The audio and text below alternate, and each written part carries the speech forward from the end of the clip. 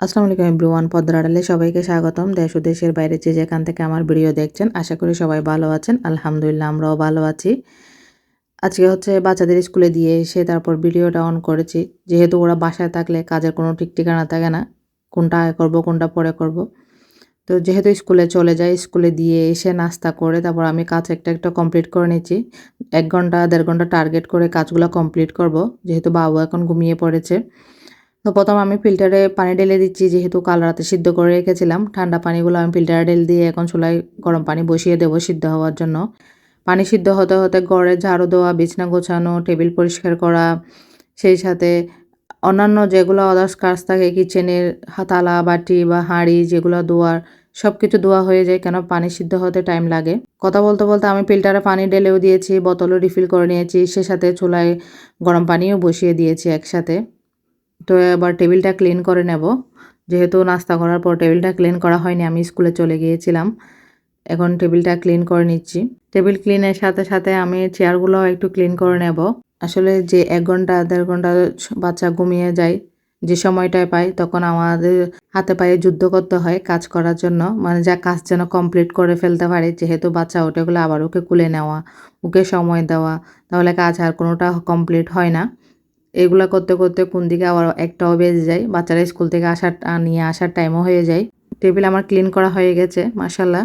সে সাথে বোতলগুলোও টেবিলে রেখে দিয়েছি, যেন বাচ্চারা আসলে পানি খেতে পারে ওখান থেকে নিয়ে। সে সাথে মাছের শুরুতে চা পাতা, চিনি, তারপর ডাল, লবণ সবকিছু শেষ হয়ে গিয়েছিল। এখন কন্টেইনারগুলো আমি রিফিল করে নিচ্ছি আবার। কারণ এই টাইমে যদি রিফিল করে রাখি না, সকালে আর ঝামেলা হয় না। বাচ্চাদের টিফিন রেডি করে চা দিতে তাড়াহুড়া হয় না। তাই কন্টেইনারগুলো ধুয়ে রেখেছিলাম আগে, এখন শুকিয়ে গেছে। যার কারণে সবগুলো এখন একটা একটা সব রেখে দিচ্ছি। চা পাতার জায়গায় চা পাতা, চিনি, তারপর লবণ, ডাল সব গুছিয়ে রেখে দিচ্ছি যেন হাতের কাছে পাই। সেই সাথে এই জায়গাটাও একটু ভালো করে ক্লিন করে নিচ্ছি, ডিপ ক্লিন করে নিচ্ছি। আসলে টাইলস হচ্ছে ডেইলি ক্লিন করতে হয়, এরকম মুছে নিতে হয় বা একদিন পরও অনেক সময় মুছে নিই। যেহেতু ব্যস্ততার কারণে সময় পাই না। তো আমার ক্লিন করা হয়ে গেছে। অফ ক্যামেরায় এখন আমি কাপড়গুলা ধুয়ে নিয়েছি। সবগুলা শুকাতে দিয়ে দিব রৌদ্রের মধ্যে। যেহেতু এখন প্রায় 10:30টার টাইম। এই টাইমে যদি কাপড়গুলা শুকাতে দেওয়া না হয় তাহলে পুরা দিনে শুকানো হয় না। সবসময় চেষ্টা করি 10:30টার মধ্যে কাপড় ধুয়ে যেন রোদে দিয়ে ফেলতে পারি।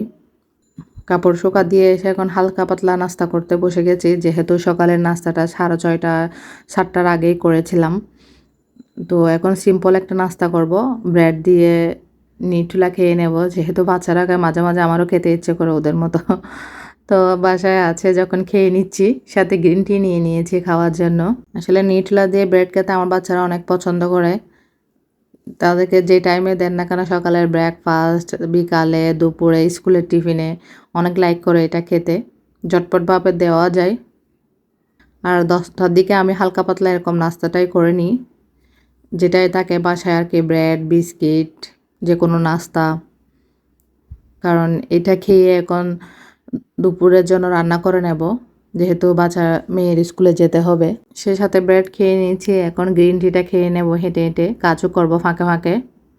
তো ফ্রিজ থেকে সবজি বের করতে গিয়েছিলাম, দেখে মাথায় হাত, দেখেন পুরো ১ কেজি বরবটি, করলা সব নষ্ট হয়ে গেছে। এই সবজিগুলো আনা হয়েছে মাত্র ৪ দিন মনে হয়, ফ্রিজে এভাবে রাখা ছিল।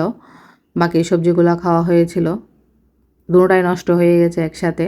সেদিন আমি পামকিন নিয়ে এসেছিলাম, পামকিনগুলো কেটে নিয়েছি, পেঁয়াজ, কাঁচামরিচ সব কেটে নিয়েছি, আর বাকি অর্ধেকটা ফ্রিজে রেখে দেব।